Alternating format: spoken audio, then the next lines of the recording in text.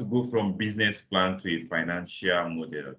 So the idea for this topic came off we finished the financial modeling training last week, and it just occurred to me that sometimes the same thing that I need to tell clients when we are building financial models for them, I felt that I've not been telling all of us who have been joining this session before now. So I felt let me also take the approach I take with people who they are not accountants, or they are not the ones building the model.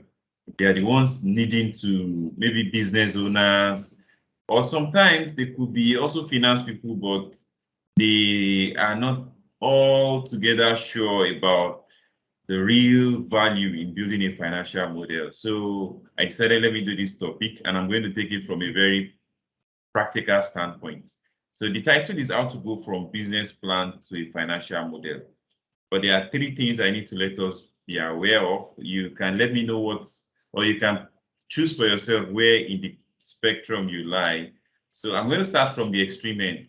So I have encountered people who, especially when they are trying to raise money. So I used to work with a private equity firm remotely as someone who helps them with financial due diligence.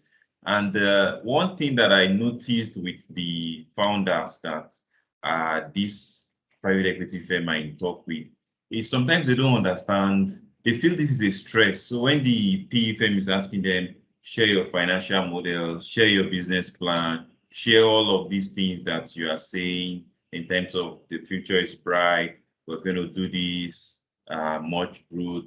Okay, share the numbers, share your plans, share how you're going to get to those figures. Yes, they usually share, they like to talk about it more than to write about it, and most of it is to share it in an Excel. That's like a very, very demanding thing for them. So what I found out is that they see it more as something that someone else is demanding, not as something that will actually give them value. So I'm going to start from that, someone who is in that category. So if you are someone who you think that financial plan, financial model, that they never ever work out the way they are done, right? You are right, but you are missing the main point. The main point is not as to be 100% correct. The main point is not even accuracy. The main point is having to put a very detailed, laid down breakdown of all your plans. The same way that we all know that the more you break things down, the better the clarity you get to it, right? You get it. So that's the number one thing about a business plan and a financial model. I'll talk about the difference between the two, but let me just keep bundling them together. So the moment that you are forced, either because you want to raise money or because you originally understand the value, you start breaking down your plans into I will show you how we do it in a financial model, but you start breaking down your plans, into the money and the timing that we go into it. There's value in that already, regardless of whether you are right or you are wrong.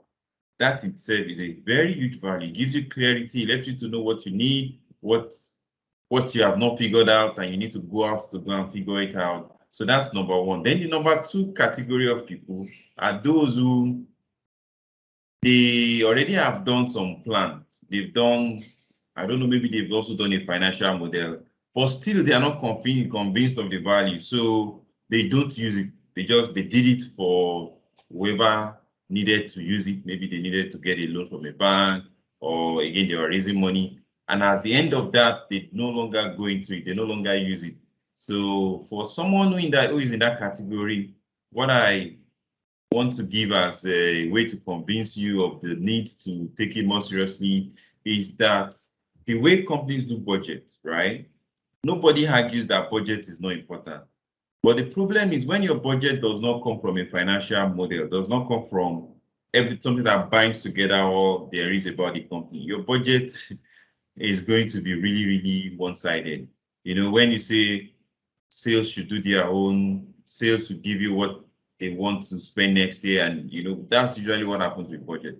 Every key management person is coming with what he needs for the next year, and they're maybe doing some kind of of defense of why they need this amount and why they need that. This is what they plan to spend next year.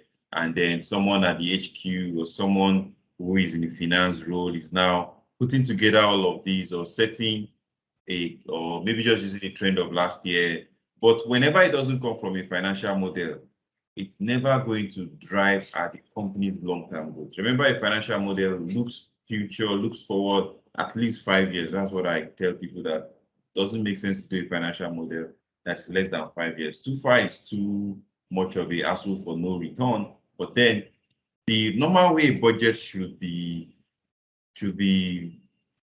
broken down is, first of all, from the financial model, what we are going to do are sales, the costs that must go into achieving those sales, the kind of operations that will support that sales, so that you don't have some people who are, their role is to cut down costs, saying they're going to cut down costs. Some other people, their role is to generate revenue, saying they are going to generate revenue. Then if the costs, you are cutting down on people, you are cutting down on resources, and you want to grow, you want to generate revenue, it looks like you are, people are fighting themselves. Some category of people are going this direction, another category of going that direction. What should have brought everybody together is the financial model. We are all looking at the model where we need to go to, and then we are understanding, what that is involved and trying to optimize. So that budgeting is supposed to be an optimization exercise, not an exercise to defend why you need the money, why you need something, or why someone shouldn't cut down on your budget. It's much more about, these are what we need to achieve, then financial-wise, cost-wise, or sales-wise, how can we be optimal, achieving the most from the least amount of resources? And if you don't go with that mindset, if you don't have a financial model, then I bet you everybody is just, even if you are the one deciding the business, you will be having those conflicts within yourself. You don't know how much you need to grow and expense to achieve some results in terms of sales. So the third category, which that category is the easiest to try to convince, they are kind of like people like me. So you've gone for trainings, you know the value, you can talk about it like as I am, but then the doing part is the tricky part, is the where you build the model, but then you're not letting it integrate with your system. So it's not what people are doing in their financial software, in the SAP Sage, is not in any way tied to the long-term goal with the financial model. There is nothing tying those two, right? You have a case where you have a big goal, you know where you are going, but then you're not looking at the map anymore. Everybody is just doing what they've been doing before. So I'm going to do the practical from how to go from business plan now. You have a business plan. How do you break down your business plan into a financial model? Now that I've explained at least the value for all the three categories of people I've seen, or people they are not fully utilizing the financial model, what are the things they have as excuse or as behavior now to let you be aware of why those excuses should not stand. So this was what we built during the class we just finished. I can see one of the person who authored this. So Faith, who was the one to give us the company and all of what we used here, she's here. But this is the sheet that I want to help you to, I'm going to focus on. So I'm going to take it out of the entire model. Take it out. If you have any questions, please feel free to indicate, ask and all. So we started the practical. Okay. Number one is this. Business plan.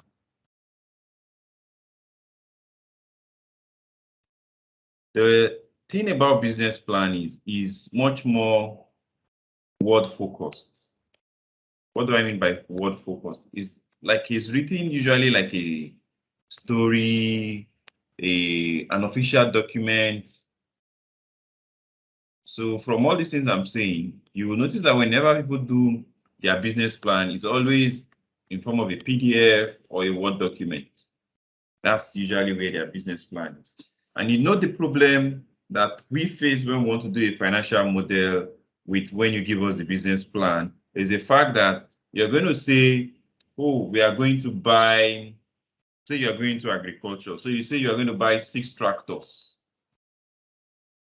You are going to buy a 100-acre, land. So people write about what they are going to spend, how much they hope to produce, and try to justify, but in a written form, all that they are trying to do. The problem is when I want to do a financial model, I don't just need that you're going to buy 6 tractors. I need to know how much each tractor will cost.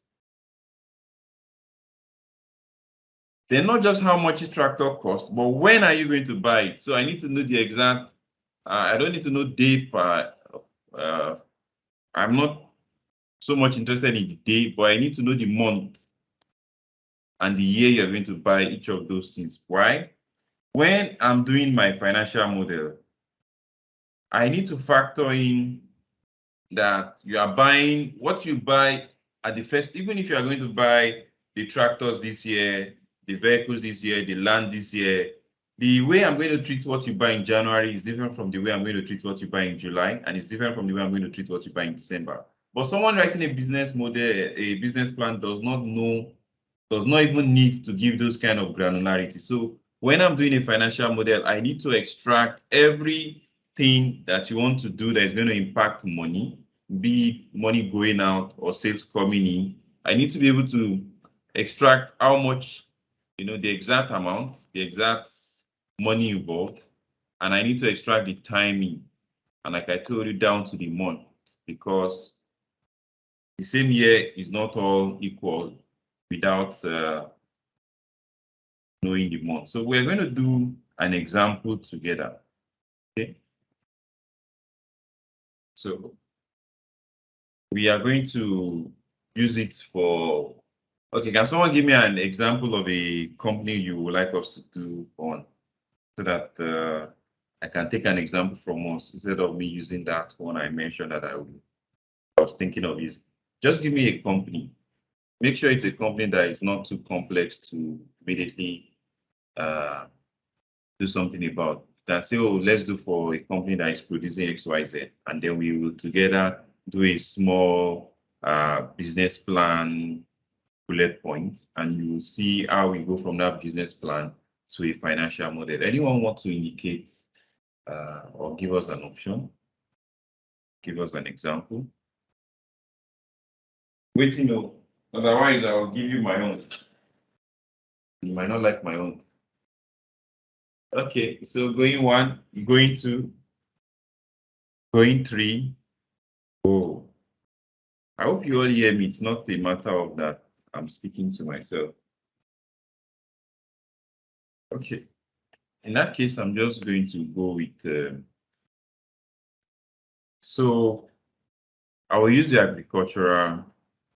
Okay, so I'm going to use an agribusiness. I'm going to use an adaptation of one that I have to work on for a client. So that way I won't suffer too much. So there's a company that's going into cassava processing.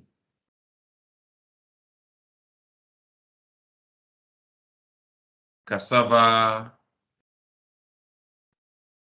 products, but they are planning to sell to big companies like Nigerian breweries, Guinness, and so you get the idea. Nestle.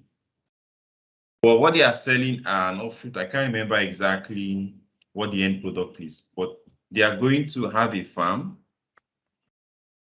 They actually have a farm somewhere in Middle Belt, but let me give a different state. So let's say they have a farm in Benue State. So they have a farm in Benue State. The farm is, I don't know how they measure land, but let's just write something, 500 acres. Okay. So that farm, they are producing they are going to farm just cassava. And then after they farm the cassava, they are going to process it. Oh, okay. They're going to process it. They are not going to sell the raw cassava. So they are going to process it to I don't know I don't know exactly what the product they will process it to is, but let's say they're going to process it to, what are the things people make out of cassava? Fortunately, I can't remember. I don't even think I know what they said they were going to sell to Nigeria. So they're going to process it to, let's say, cassava flour. And this is what they are going to sell to these guys. Just follow my illustration. So in the business plan, right, this is what they are writing in a much more well illustrated way. So they are writing all that we go into. So they are saying they talk about why they're choosing Benue State. They talk about, you know, the land they are buying and the way they've structured the buying. So in this case, the land is going to cost, let's just use 100 million naira. Okay. They are going to set up the farm.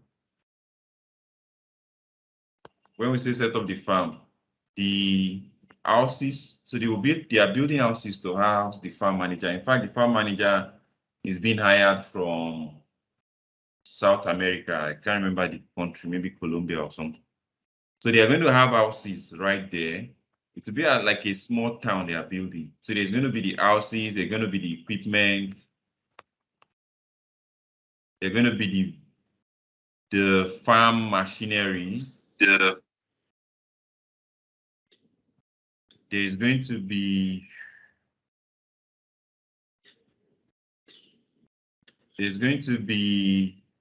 the, I don't want to, let's add also the tilling and all of that. So the tilling, let me say land preparation. Let's separate, yeah. So I'm going to write it as the land preparation, the clearing and all. So that one happens as part of the setup because they do that once to get everything ready. They need to clear the land first, build the houses, buy the equipment, buy the tractors, let's say plus other vehicles they will use, pickups and all. And they also need to do roads that will lead back. So the land is a bit outskirts. So even the road that the tractor will follow to reach and all those things, they will use to bring even the equipment. They need to, almost like how Dangote said he had to do to bring stuff to his refinery. Let's just put others so that I move on to the. So if you are following what I'm trying to illustrate, is number one is we buy the land. So after we buy the land, we set up the farm. In setting up the farm, these are what we are using, right? And all of this is going to cost 900 million. Okay, so I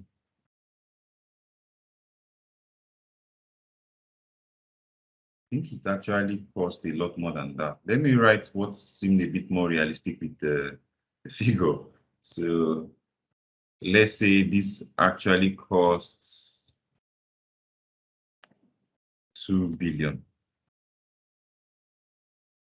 So now after the setting up of the farm, we estimate that this setting up of the farm will take us, actually, the setting up the farm didn't take so much, like a year, 1 year, this setting up will be, so construction and all was set up, will take a year, okay, 1 year. Then we start planting the cassavas. So luckily, I think cassava has 8 months. We can approximate it to every year. Let's just say once a year you get a harvest. So means right from we start in year 2021, right? 2022 setup. We start production already from this second year, and then like that. So they are not going to write it this graphical way. They're going to write it in a lot more Microsoft Word PDF type of way. Now, when I need to do a financial model, we need to, so let's do that together. I'm going to delete some things here.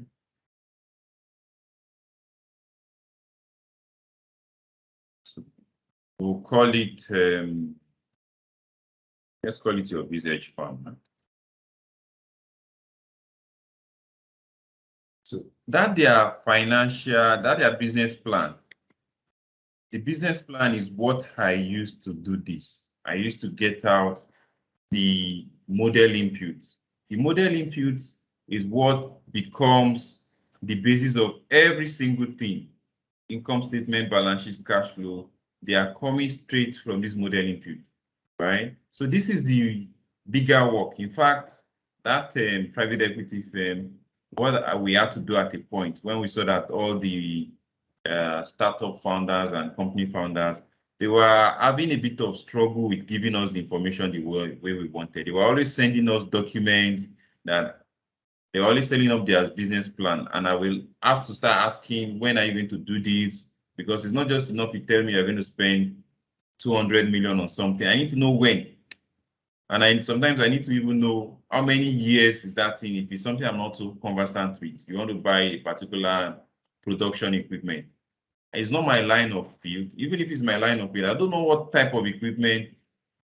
You know, some equipment for the same thing might last 5 years, some might last 10 years. So I need to also ask, these things you are buying is going to last how many years? So we always have to force them to provide information in this format. So in this format, so let's do that this format together. Let me even start from blank page. So from blank page, I'm going to say I want to create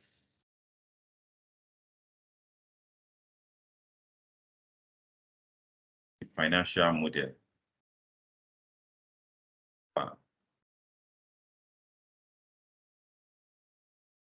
So you might not be seeing what I'm doing and I might not be talking about it because this one is not important. These ones are just design. It's just that I'm so used to those designs that I would rather just do them than not do them. The much more important thing I will be talking about them. So the model inputs and financial plans. Okay. And then I put a line, put top border. Okay. So let me make it bigger so we can see together. When I put this a faint line, let me just change that. Line style, this one.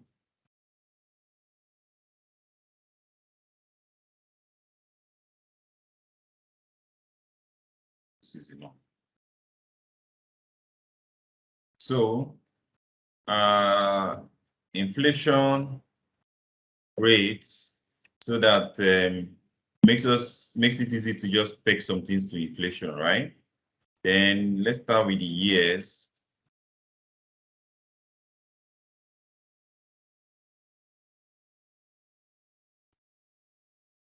Let's say year one is 2021, 2022, and then we're in 2021. So let's say that for this business, we already have what we are doing already this year. We've done kind of. So inflation, I'm going to just put, let's say 10%. Let's use a figure that's easy on the mathematics side. Whatever notes I want to use to explain the assumption. So what are we producing? Cassava flour. That's what they want to sell to those companies, okay? Think about it. Why we Nigerian breweries need to buy cassava flour? So maybe they sell something else those guys used to do their ethanol extraction. I don't know, but from what the person spoke with me on, that was what they were going to sell, was something made out of cassava. I don't know if it's cassava flour. I'm just writing cassava flour. That's the only thing I know they make out of cassava that one can sell in bulk. in bulk. So let's do the breakdown together. So this cassava flour, right? Our farm can produce what? We can process what? So let's take the assumption that whatever the farm can produce, our processing plant can process everything. So we don't have a problem with capacity in terms of we farming and harvesting more than what the processor can do. So in that case, what will determine how much we process is how much we harvest. Okay, so let's say we have a yield per hectare, which means that I need the number of hectares we are farming on. So hectares farmed. Then what's the yield per hectare? The hectare or acre now. Acre, anything. Let's just go with whatever. So we need the yield per acre. We need also what will be the how do they weigh it now? Let's say in kg. So yield per acre in kg. So this is a farms in acre. Yield per acre will now be kg per acre. Okay, and then total harvest.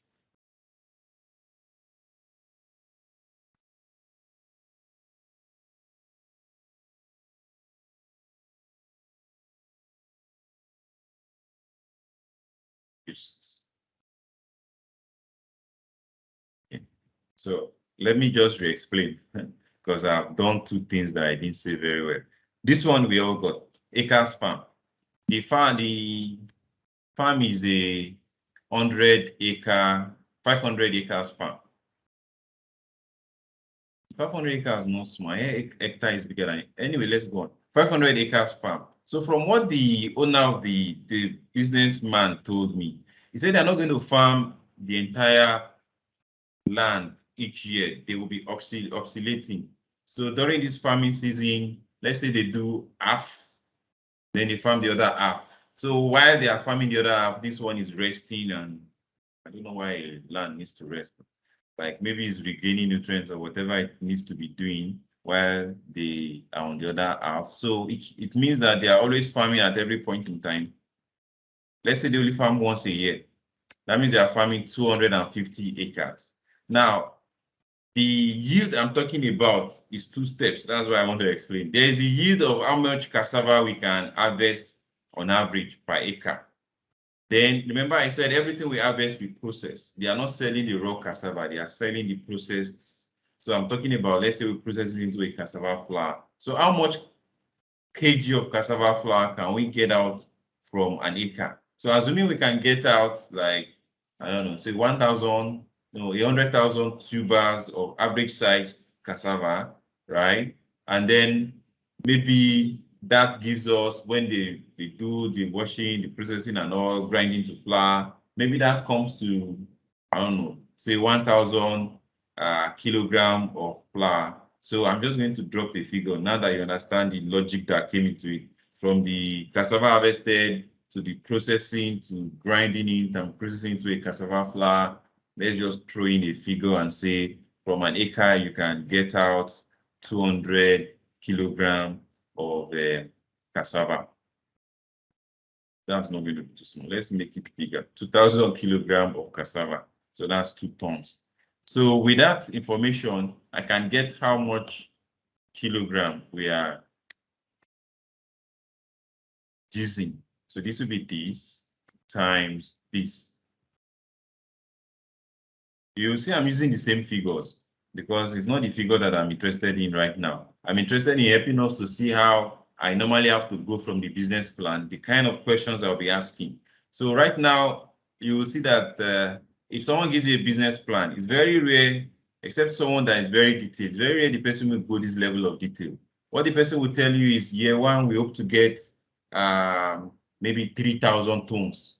But that breakdown, very rare when the person give it to you. So you are the one who's going to force the person, not 3,000, I cannot come here and be writing 3,000 kilogram. I need to understand how we are going to get that 3,000 kilogram. What are the the unit economics that leads to that. So that's one thing you will find yourself doing a lot when you are going from business plan to financial model. You need to force the person to give you how they came to that figure that they say they will reach in 1 month or in 1 year, and then you will now follow that breakdown. So that's then what about the cost? So there's the cost part. So there's let me just split the cost. So there's the farming costs, the cost of planting, harvesting, and all of the cassava per acre. So this will be NGN per acre. And then there will also be the cost of processing the flour, right? So those are the two costs that you will need to combine. In my own case, because of time, we can just combine the two together and say cost per kg of flour produced. So cost per kg, which will combine the cost of producing, of farming and harvesting, plus the cost of processing. So we can say it costs us, let's just throw in simple figures that are easy to follow. And how much are we selling? How much are we going to sell to these guys? The person that was starting this business actually had worked as a supply chain manager for many FMCG. So it's something he has a lot of knowledge on. That was why he even went into this business, because he saw that the people were able to produce the kind of quality that Nestle and some of the companies he wants to sell to produce. There are very few.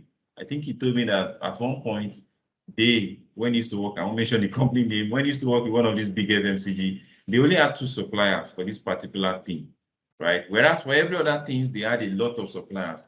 So he, as supply chain manager, was always facing problems because he couldn't force those guys. He was literally having to beg them because there are not many. So all their rules about, oh, we're going to pay you 40 days after.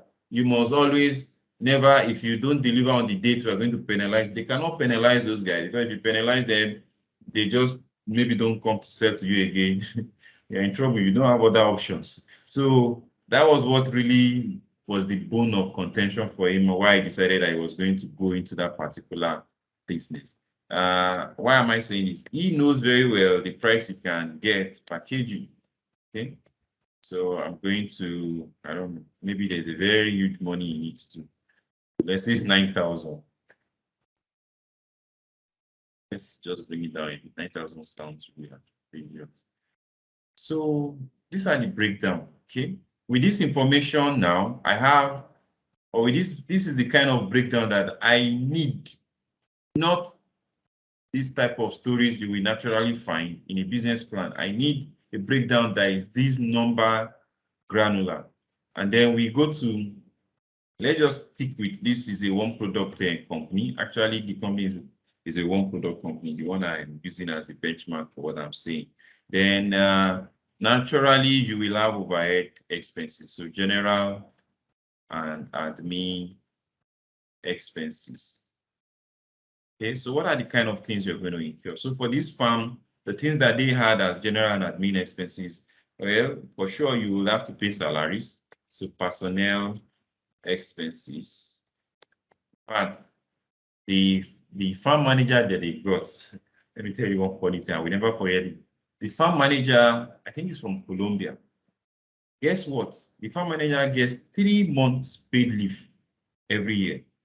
You know, like, how many months are in a year that is getting 3 months? We say that's the way you can't even negotiate it. That's the way it is in their own. Almost like when you are doing you're in an oil and gas like production, and then they say, oh, the engineers will go 2 weeks offshore, 2 weeks outdoor.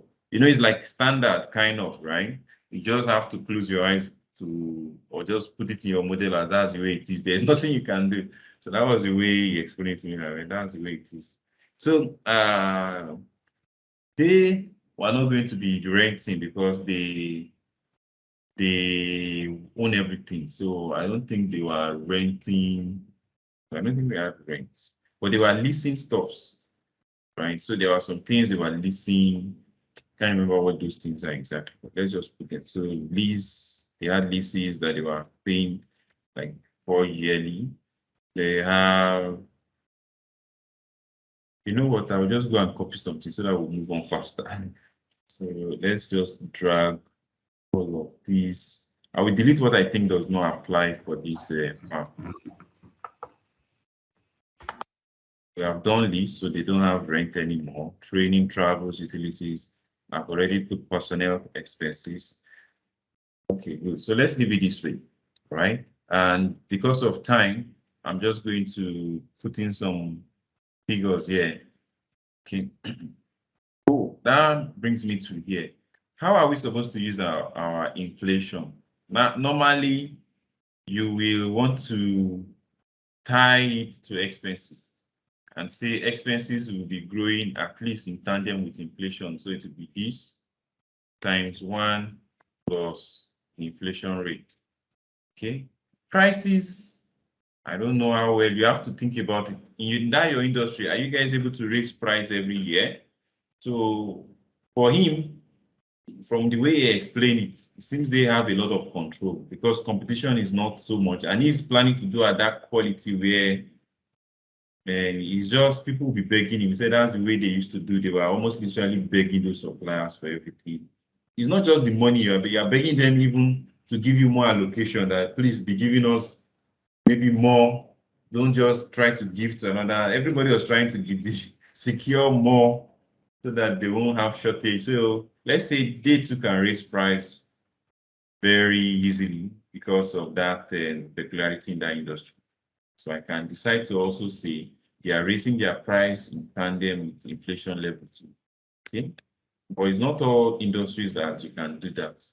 If you are producing, if you are selling cassava to the general market, or you are just producing the raw product without processing, you're a price taker. You cannot come to your model and be saying that the price will be going up with inflation. You'll be setting yourself up. Okay, so going to say, let's just put figures. Let's put round figures. Say 60 million naira every year for salaries. Things are cheap in the village. So I think the leases they are having is not that crazy expensive. Let's just put 2 million. Business development in the first year it was really high, but it's not going to be that high every other year. So that first year they have to do a lot of market research, identifying people to partner with,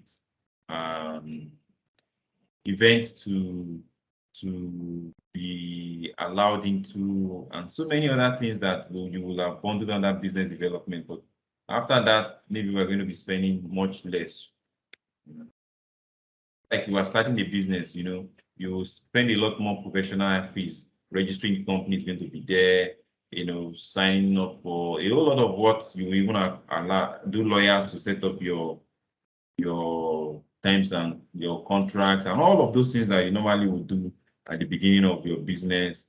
Even your logo, if you get somebody to design logo and all of that, they could fall under, some might be business development, some might be professional fees. They're always higher in the first year, right? So even these professional fees, we put a really high figure first year too, and then it becomes less year on year. Fuel and maintenance, the more the vehicles you have, the more. So let's say they buy all their vehicles in the first year. So what that means is we could put a figure here and be growing it with inflation. Insurance, normally insurance is so what we do for vehicles, I think vehicles are like 1.5. There's a standard percentage of the value.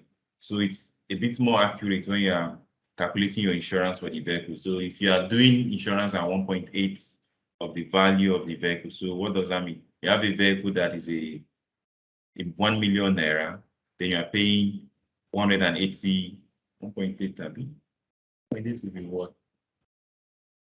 My mathematics is looking for. You bought something of 100 million naira. Multiply this by 1.8.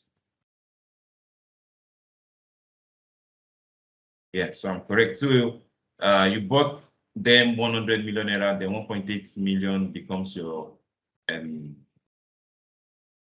becomes the insurance, but different assets, different, maybe naturally for buildings and like not cars now. There could be a different percentage that it is, but you get the whole idea. I just want to point that out because sometimes I need to let the business owner to give me that percentage rather than the value, because that's the best way, so that whenever they adjust the capex or when the capex needs to spill, such that some are done this year, some are done next year, that percentage will always get for me what the value is, rather than when you say, oh, we are paying 2 million for insurance, but because I don't know the breakdown, so maybe something happened, some things we are supposed to buy actually this year did not happen, we now buy them next year, and some other things will spill into. If you adjust the figures of the capex, my insurance will not adjust because my insurance was not done in such a way to factor in that. So I'm still not doing it that way, but I'm just showing you how you want to come about that figure. Let's just dump some figures in here so that we'll move faster. Everybody understands training, travel, utilities, water, electricity, fall under utilities. So I'm going to just dump 800,000 in all of them like that. So the ones that I know, like this one that I know explicitly will not be the same every year. You see what I've done, right? Even if you think your salary is because of the way you're going to hire people, they might not be hired all in the same year. Do the computation somewhere and bring the final figure here. But things that you know that they will only be adjusting in tandem with, maybe we can change something to office supplies. I'm not sure I have office supplies. Let's change this one to office, but farm supplies or general supplies. Those things that they need to use, this can be really high for a farm. So let's say this one is 2 million because they have a lot of land and they have houses. So all those houses, they need to maintain them, general supplies for the houses, water, toiletries, and blah, blah. I'm going to take all of this. So instead of me doing my formula again and again and again and again, one by one, I can just go to the ones I've done before and then adjust it a bit. And yeah, yeah, yeah, yeah. Again, don't worry about the figures. Let's move on. So I'm going to go to the next thing. What I tell people is that if you're doing a financial model, right, start with the income statement. What does income statement look like? Revenue, cost of sales. Revenue. In fact, if I'm following that exactly, I might want to put this one up. Revenue, cost of sales. General and admin expenses. Marketing and distribution expenses. Because of time, I'm not showing you what the financial model, I mean, if income statement is, but if you open an income statement, that's the way things are arranged. So if you follow that arrangement, things can be easy for you without needing to peep into another template you've done before. So after general admin marketing, so how much are we going to spend on? They are not going to, I don't know if they will do advertising. They don't usually do advertising in that aspect because they are selling to B2B. What they are needing more of is people will go and discuss with the companies, enter agreements with them. Okay, just so that we can move faster, we'll just say they will do advertising, they will do public relations. They actually are doing a lot of public relations with the community they are into, with the, a whole lot of trying to be at peace with the community. So they don't run into problems with the community, and then some other ones too with some of the clients. Let's say also they will be into trade fair or let's say event sponsorship.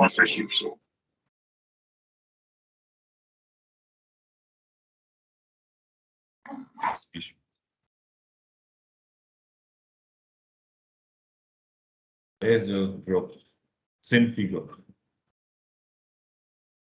I will have said move it with inflation, but I don't know any company that adjusts its advertising with inflation usually.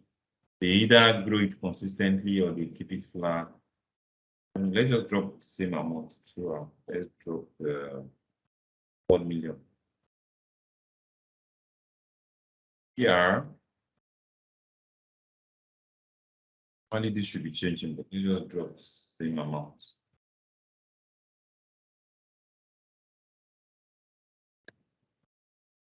Trade fairs and blah blah.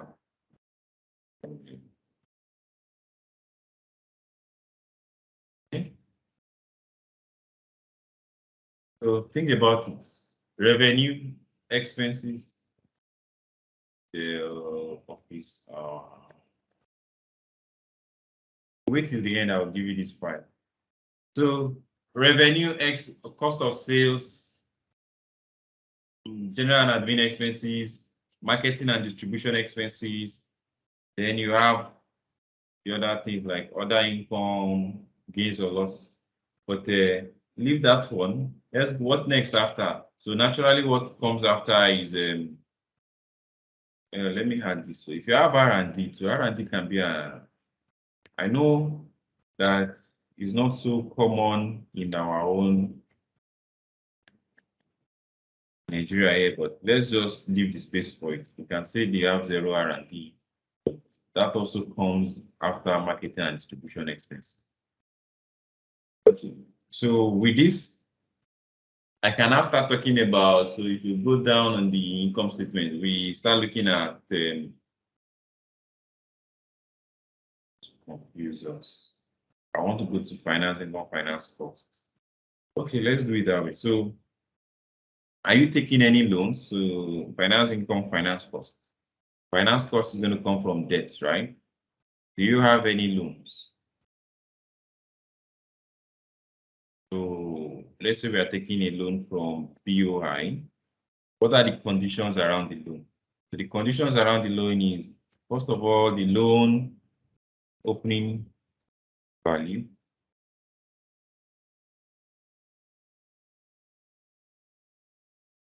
The loan additions, just write that as additions, and repayments, and the part. How many more minutes? Let me go and grab that from here. Let's just grab all of this. But I'll grab everything so that we move on. Let me estimate how much I have. Okay, don't worry. We can still, I will just take maybe like 5 more minutes. So we can write it then. What I have left and on that one. Like this. Let me drag this one. Okay.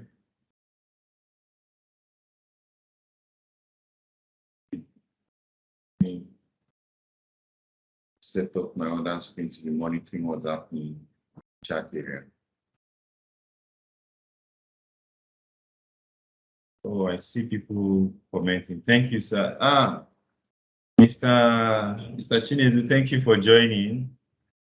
Mr. Chinedu is one of the people that one of the big VIPs we had at the beginning of, towards the beginning of our business. People who helped us to grow. So let me just explain. We'll put only one loan, right? So that I can spend the explanation on this and not have to worry about. So if you take a loan from BOI, let's say you took a loan of 600 million naira. So that comes to this loan addition. Okay. Now this loan you took, I need to know 4 things about the loan. Number one is there any moratorium? Moratorium will determine when we'll start repaying. So say there is 1 year moratorium, right? Then the value is that, so the value is that the repayment will start from next year. So let's say there is 1 year moratorium in that case. Then. Then the other thing you need is, so I've said you need to know if there any moratorium. What is the interest rate? So let's say the interest rate is, let's use a round figure of 10%. Actually, BOI gives very low interest rate. So duration. So how many year loan? Let's say 5 years. Then, so moratorium, percentage, and rates, duration. So there are 4 things. Number 4. Maybe there are 3 things. I think there are 4 things. So let's go on. If I remember that one, I'll mention it. So we'll start with the repayment. Repayment is very straightforward. It's simply the money you borrowed, right? Going to fix it divided by number of years you have to repay, right? And then I'm going to get that spread across the 1, 2, 3, 4, 5 years. Okay. Make this. And so that's done. Put it in the wrong place. Yeah.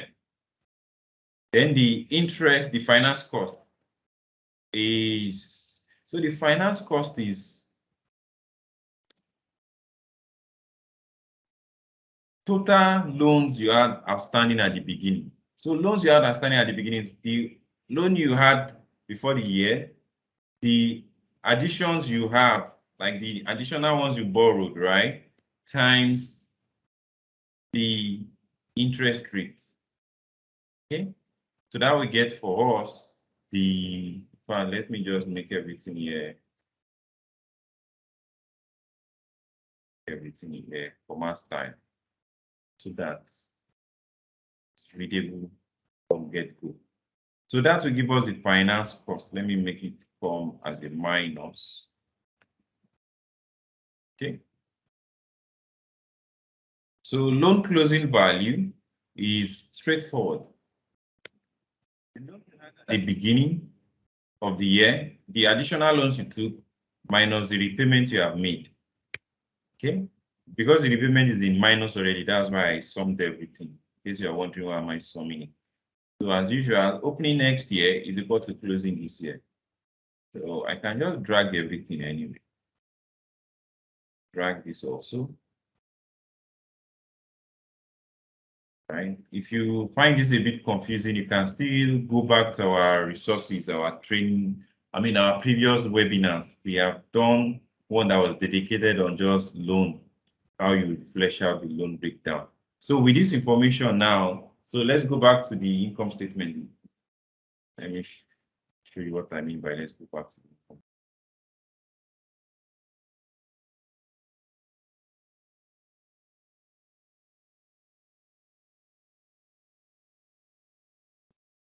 Oh, good. I even have one open. I can pick anyone. Let's just pick one.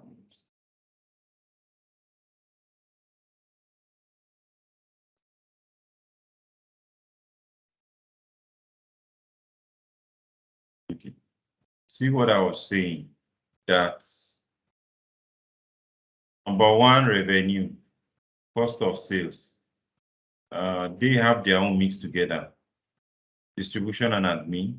So now we've done for finance cost, which loan. The next is taxation, right? So what do? I go here. Let's talk about tax. So what's the tax rates? What are the things that involve tax here? Okay, so for us, we'll combine education and company income tax. So we'll say the total tax rate in percentage.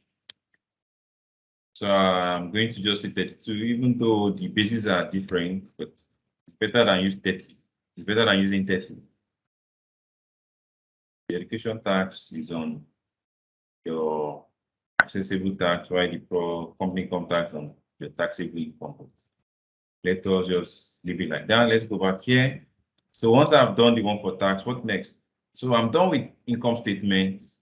So if I go to the balance sheet, right, then that becomes our capex, right? So what do? I start writing about the capex.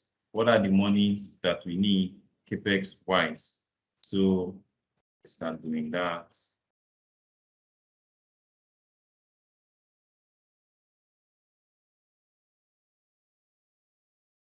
Capital expenditure. Tax is just because of time. When I model for clients that are not in Nigeria, which means I don't know their tax structure, I always have to ask.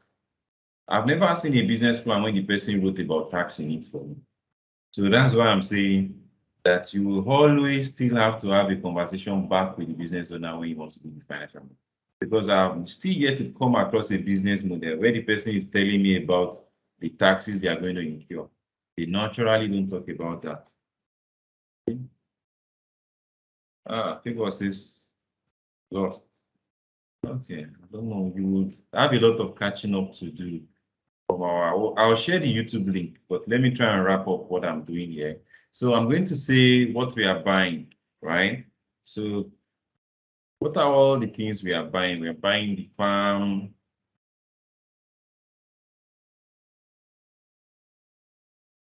We are buying the our processing plants. We're going to set up the cassava processing plant.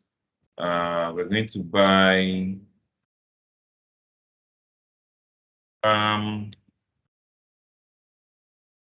machinery. And we're going to have, as usual, equipment, which will cover everything, farm equipment, office equipment, blah, blah. I'll lump them all together. We'll use the same year to depreciate them. So tractors have a different depreciation year than other vehicles. So that's why I'm going to separate them. And let's just add the one other. It's going to be furnitures and fittings. I remember what other things should be there, but let me just write the one I know that you also need to provide space for. The software they use to manage the farm and processing plant. Most of the time, those plants also have software and some other things around them. So I'm going to just dump in figures. But before dumping in figures, you need to also specify the lifespan.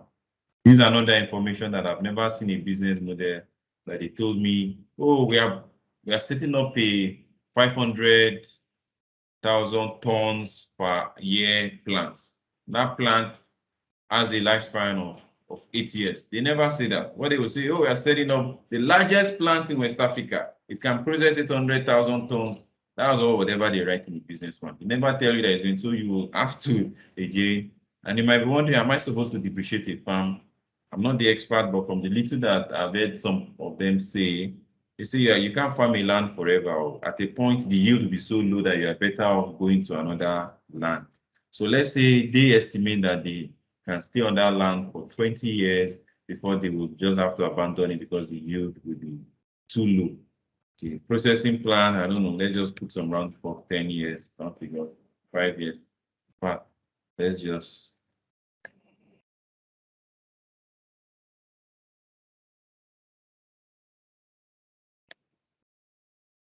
then say maybe 400 million. Maybe this would, what did we say they used to set up all of these?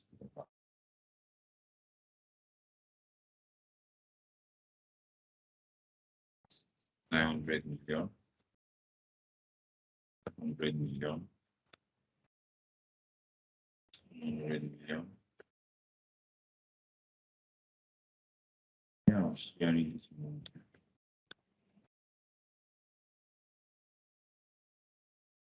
This is the 100 million.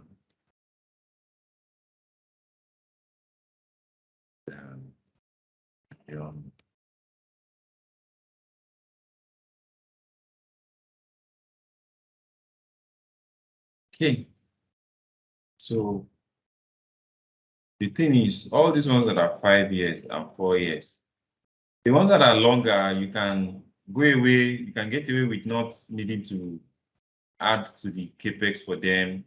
But you can't say you are buying vehicles that will be 4 years and your model year 1, year 2, year 3, year 4, and you're not buying another vehicle. It doesn't make sense anymore. So I'm going to take this. All these ones that are 4 years, we are going to take them 1, 2, 3, 4. I'm going to buy them again. And you need to factor in that price might not be the same, or you might need to buy higher spec or higher numbers, whatever. So I'm just going to up them a little. This is another thing that the guys in the business plan, they don't say. They will tell you we're going to spend this more number of money upfront, but they don't ever talk about that they might need to buy those vehicles again because it doesn't occur to them that the vehicles will not last forever. So they don't talk about it. They will talk about, oh, in our first 6 years or first 5 years, we hope to get a cumulative revenue of 10 billion naira. But they will not tell you that we hope to buy the vehicles 2 times. So those are some things that when you are going from the business plan to model, you have to, not just the money, but the timing. I'm going to copy these 5-year stocks too. I'm going to dump them here. Maybe I'll just dump them as they are because I'm looking at the time I have. I don't want to, you already know the concept.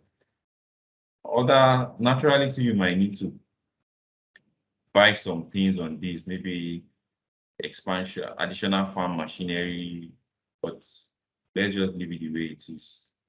Done something wrong. Listed this in the wrong place. Yeah. Okay, so let's go again. What's next? We've done the assets. What are the things that you need to equity, right? So I go here. What equity are we raising? So there are 2 kinds of equity. Ordinary shares.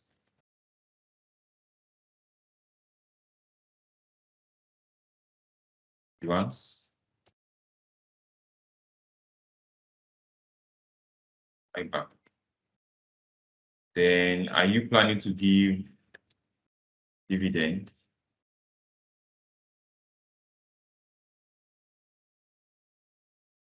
Payout rates. Preference shares. Most venture capitalists, they like to put in money as preference shares. Preference shares issuance. Again, this is something that the business plan person does not mention. They will say we're going to raise 300 million naira. That's what they don't tell you. They're going to raise it as ordinary shares, as preference shares, or they're going to be paying dividends. So you see that whenever you are picking that information, you still need to find out when are they raising the money. Are they raising all that money this one particular year, or it will be spread? They will raise some money this year, some other one will kick in next year. So you find yourself having to always get those timing information that you naturally not find or you typically not find in the business plan.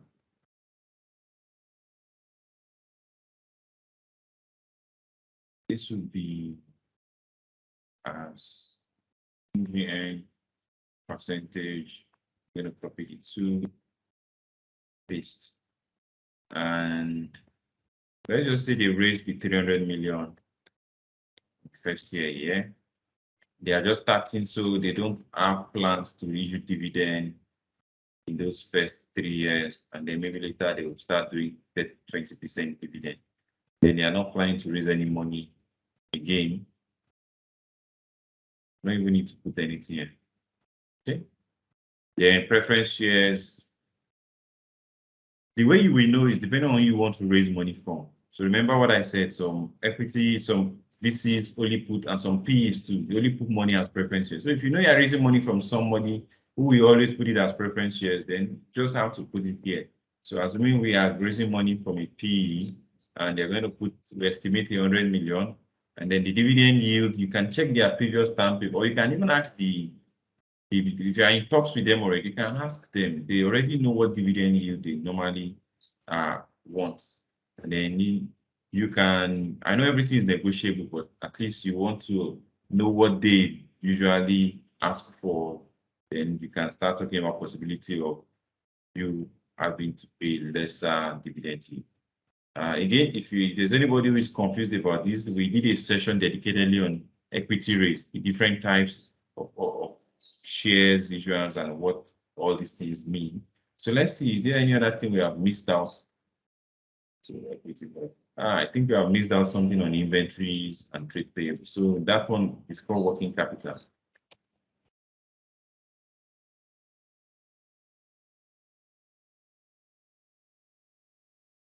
Is sales outstanding? When you sell to your customer, when you sell to all those companies, the Nigerian Bureaus, the Guinness, and all of those guys, how many days, are they going to pay 30 days after? Are they going to pay you 40 days after? I think whether it's 45 days or 30 days. Let's just put 30 days. I can't remember exactly what he told me was the normal thing in that space. Then you too, your suppliers.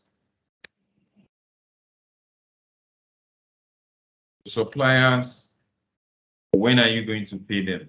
So they told me that the horrible thing in farming is you cannot afford to hold, you can't hold them. You can't hold the guys on your farm. You can't hold the guys supplying your fertilizers. Like, well, maybe some of them, but a lot of the people providing the inputs into what you are going to use, usually you just have to pay them like really quick, maybe within the week. So let's just say maybe 7 days max is what you can do on average. So it's a kind of business where you might see your money tied up in sales and you are needing to keep paying workers, paying suppliers, paying your contractors, paying and such like. Then days inventory outstanding. So from what he said, they won't be holding inventory that much because once they produce it, boom, the thing is going straight to the off-takers, the company they've already negotiated to supply. So let's say max 3 days. The things on average doesn't stay more than 3. In fact, if it's on average, I think 2 days. Maybe allowing for distance and some things like that. So this is the end of it. So this is what we need to get out from every business plan. Let me just confirm if I've not missed out anything, but why I'm a bit confident I've not missed out anything is if you download any company's income statement, financial statement, just start from the income statement and start following. What do I need to extract revenue? Oh, I need to know the volume of production. I need to know the price we are selling at. Then because you need to break it down properly, then we do this, right? How do I know the cost of sales? I need to know the cost to take us to produce. So if you go back again to the financial statement, what's the other expenses? Let's go to Nestle. I like the way Nestle arrange their own. These people really arrange their own. It's not the usual way. They don't put other income before you put marketing, G&A. See, revenue, cost of sales, marketing and distribution, admin expenses. So you see, admin expenses. If you want to follow it exactly, you might want to put the marketing output. But like I said, if I open another company zone, admin comes before the marketing. So it doesn't matter. Just make sure you put the two side by side. So once you've captured those ones, then you put again, what are the things? Yeah, there's no R&D here because most companies in Nigeria don't have. But I just added it because your company might have. Then finance income, finance cost. What gives rise to that? Loan. You have loans that you're incurring finance cost on. Boom, you break down the loans. Then what next? Tax. Oh, then let's write about what our tax rate is. Then what next? Well, that's the end of the income statement, profit. So I go to the balance sheet. My assets. To have assets, what do you need? You need to do capital expenditure. So what are all the assets we are buying? How many years lifespan? Right? So what next? Actually, what next is the inventory, trade payables, and that. So I should have done these working capital days. If I'm following this, I should have done the working capital days. Let's just move to new.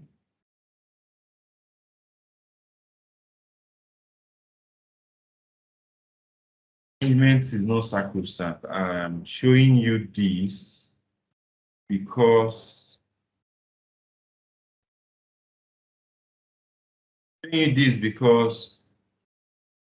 what if you don't have any templates? You can always download any company's financial statement and just be following the arrangement on the income statement and balance sheet. So that way you have something guiding you. So now I've done that gets for us inventory. What next? Equity, right? What money are we raising? And that's the end. So I've come to the end. Any questions? Let me try and send us this. Any questions, any comments, any suggestions? So while I'm trying to send us this file, I'm going to share a link. I'm going to share a link where you can give us a feedback, your feedback. You say, how about liabilities? And great question. Let's think about it. Liabilities, the loans, right?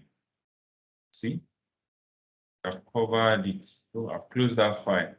Okay, let me upload it, then I'll open it. And let me first, because if I open it before uploading, it might error out. Like you might have an error when you want to download.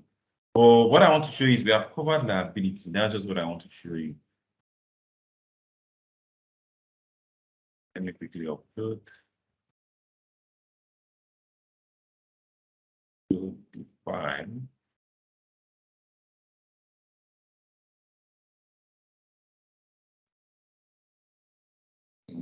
Expecting. No problem. Yeah, no.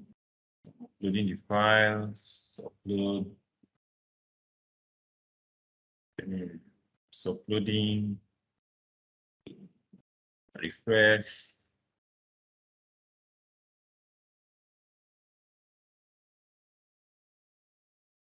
Refresh. Arrange by dates. Arrange by date. Good. Copy the URL. Go to Teams. Paste. Download the file at. So I've shared the file. So now I can open it and answer the question about what about liabilities, right? About liabilities.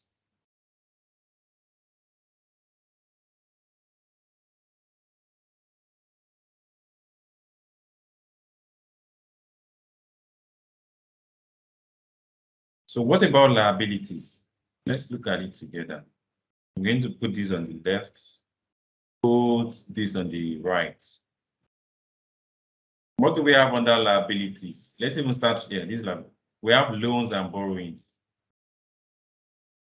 See, the moment we are done that finance cost, we had already captured all loans, right? Employee benefit and deferred tax liability. This one's employee benefits is a kind of a provision store. You can never know when you are doing your business plan. You can never know how much you will be setting aside exactly. In fact, like I said, it's like a provision store. What's the word to explain provision now? Even this deferred tax liability too. It's just the difference between the tax you carry in your book and the tax you pay to government. So we never really model this in the model inputs because they are not the kind of things that you are saying, oh, I want to take money to go and buy employee benefits or to go and collect employee benefits. So it usually happens for companies that have been in existence. So they look at how many of their staffs have stayed up to X number of years, what is their long-term benefit. And it's not all companies, nowadays companies don't even do this anymore as they used to before.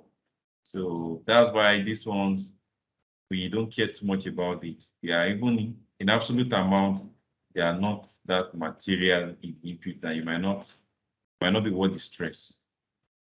So let's go to this part. Bank overdraft, we don't have. If you have, you can put it just to create another line, say the conditions around bank overdraft, what's the rate, effective rate. Current tax liability tax. And the only thing you can really say is how much is the tax rate. Loans and borrowing, loans. Paid and other payables. The moment we did, where is it? See, payables. Okay. Provisions. Remember what I said about provisions? I don't think you can actually properly plan for them in your inputs.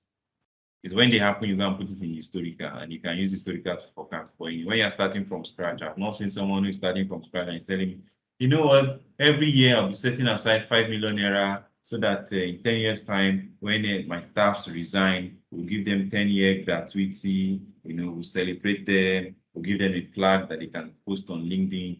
That's a list of the kind of things they want to plan for. But when you start into a business and your salary scales is adjusting, you might start incurring stuff like that. That's when you start having them. So any other questions? In the meantime, I said I'm going to give us a link. By the way, if you're interested in doing financial modeling exam, we have a discount coupon that you can apply. I'm going to also share that so that you don't have to pay the full amount. You pay 40% less the amount. Financial Modeling Institute has been generous to give us that. So they are one of our sponsors in this webinar. So you can give us your feedback, suggestion while I post the fund link for you. Then there's another thing we are working on. Very soon I'm going to share the details. So if you want to do the exam, we will allow you to come and do a mock exam at our place. Someone's hand is up. Yes, sir. Whose hand is up? Yeah. Mr. Ademlade, your hand is up, sir. Yes. Okay. I wanted to ask about doing financial models for startups, especially tech startups. I see that sometimes they're even trying to find a product market fit. So it's like today they are saying this is what we are doing, next tomorrow is something else. How do you undo all those kind of situations? Do you keep tweaking the model, or what's the best approach? I don't know if this falls within what we're trying to do. Do you get my question? Yes. So it's two ways. I mean, there are two parts to the answer. The one part to the answer is that luckily the financial model template for a tech startup is already done in such a way that it allows for all those variations. Let me give an example. Not all, it allows for many of those variations. So the ones that are completely outside, to take for instance now, say you start up as an e-commerce site, right? Then as you start up as an e-commerce site, you said you're going to be e-commerce for maybe people want to buy groceries and all. Then you find out that, that space is too crowded. You rather go to e-commerce for spare parts, Ladipo kind of people. For you, on the operation side, it's like completely different operations in terms of you will need another set of people who will go to Ladipo, go to all those people, remove all your current listed vendors and partners. And so it's a complete different operation strategy. But you know what? On the model side, it's the same. Why? The financial model for startup works off cost of how many customers you are getting every year, every period. Month is always the more natural frequency.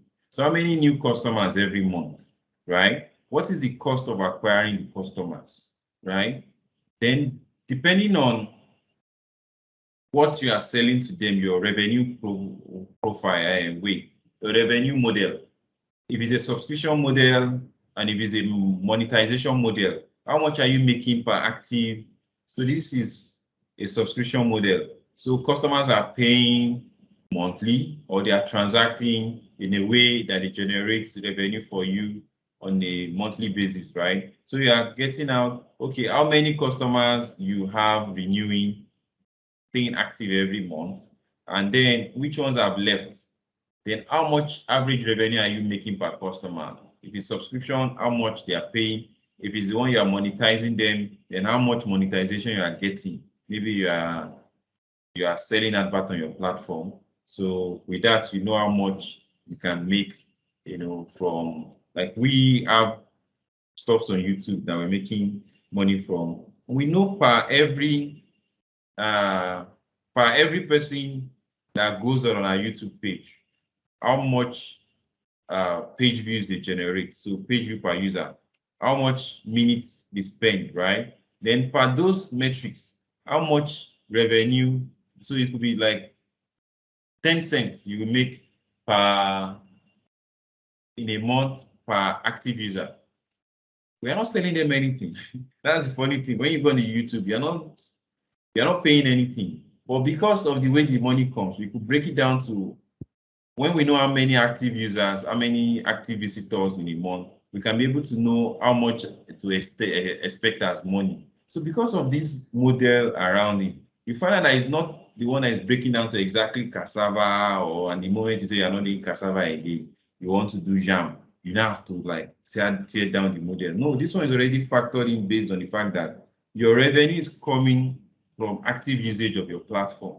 So the only thing that will be changing really will be based on this new model you are going, what will be the average revenue you'll be making per customer, right? And also, to another thing that might change is the cost of acquiring the customer. Since now it's a different type of customer you need to acquire now, the cost might be different, right? So those figures will be changing.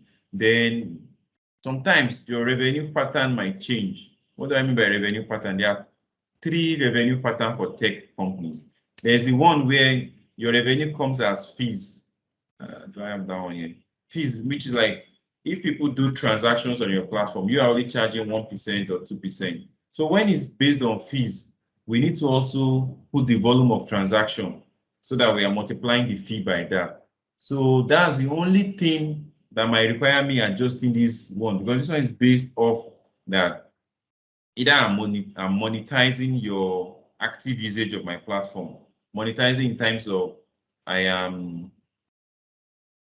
you are paying subscription fee, or I am selling you. That's why they say if you are not paying for a product, you are the product they are selling you. So I am selling you to someone else. This one covers that. If all of your business pivots is within that space, then the structure of the model will not change. What will just be changing is the figures of the cost to acquire new customer, and then average revenue. This might be the critical things that will change. Other ones too might change depending on, but I know for certain these two definitely change. Then if you switch from that kind of business to the one where it is now you are charging a commission, a fee per volume of transaction, which is what each e-commerce sites try to do. They charge, for everything you buy on Jumia, they are collecting a cut. So that's where their own revenue comes from. So they might be 10% or 5%. I don't know. Platform fees, platform costs is what what they charge, you don't pay it. You don't know. You pay it, but you're not the one remitting it to them, kind of. It is the vendor that knows that whatever is putting as 100 naira is 90 naira that Jumia will pay, because Jumia will retain 10 naira. So you might not know, but on the back end, when we are doing the breakdown, we factor in that, okay, for every 100 million naira volume of sales that happen on the platform, we are getting like 10 million naira as our own fees and commission. So that's the one that I now have to adjust this. There's a third one. I can't remember the third one unless I go and open a model that I did for another startup. But usually, if your pivots are within a model, a revenue model like that, it doesn't matter how much you pivot. This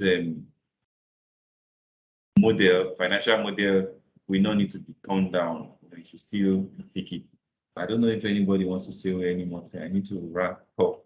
Thank you. Okay, you're welcome, sir. So thank you to everyone, and we'll meet again next week. Just to let you know, yes, sir. Someone say something. There is another session coming up 4 o'clock. So Michael, I have a question. Yes. All right.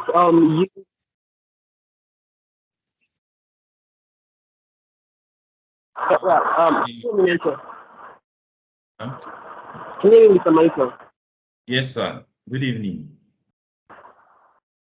Yes. What's going on? I have a question. You mentioned Okay. Oh yeah. you mentioned template for the financial model cost. Are you able to type it? Hey, Madam Glory, thanks for joining. Are you able to type it? Can I ask my question? Yes, go ahead. Yes. Okay, so my question is about copyright You mentioned policies for financial template models. for the financial model. Yeah, go on, Mr. Wale. I hear you. So Are you there, sir? I can hear your own. Mr. Dami, you might have to type it. So I think your network is not good at all. So it's making what you say not come clear. So Mr. Wale, you go ahead since we hear you loud and clear. So you said copyright. You said something about copyright. Do you mean how do we factor in copyright in the model, like patent and stuff like that? Now you've also gone mute.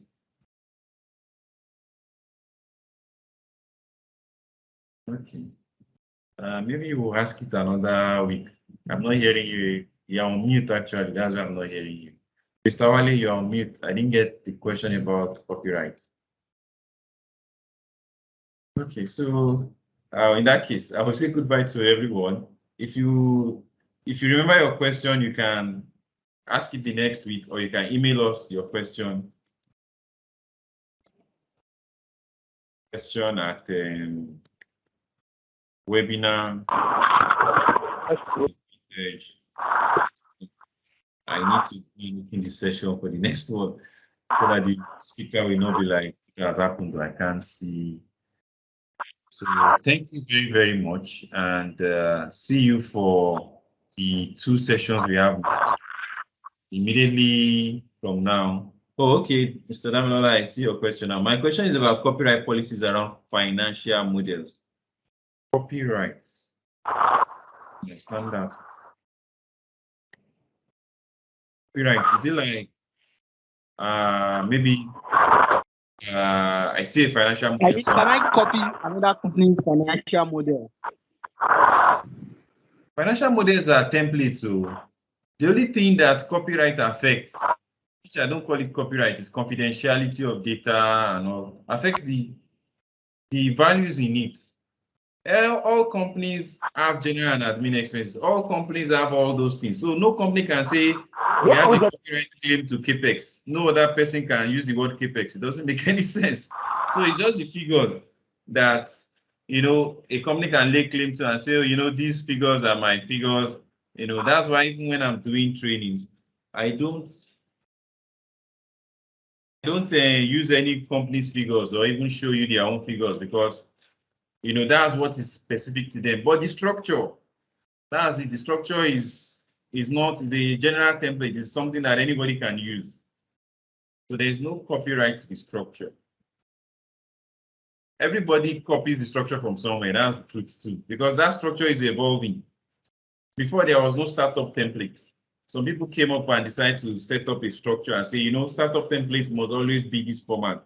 And it's just like when you have the body of knowledge who says everything should be like this, then it's a matter of standard, that this is the standard that is required. Copyright is out of the window when you talk about that, because standard is everybody should follow this. Nobody can say this is my own. Somebody else should not use it. So there's no copyright infringement with financial model. If I build a model for a company, I can use that same template to be for another company. I just must not use the same figures, or let what's confidential about that other company, escape into the other ones. So I need to go and bye-bye to everyone. See you next week, or if you join us for the next company session. So bye, and thank you very much for staying to the end.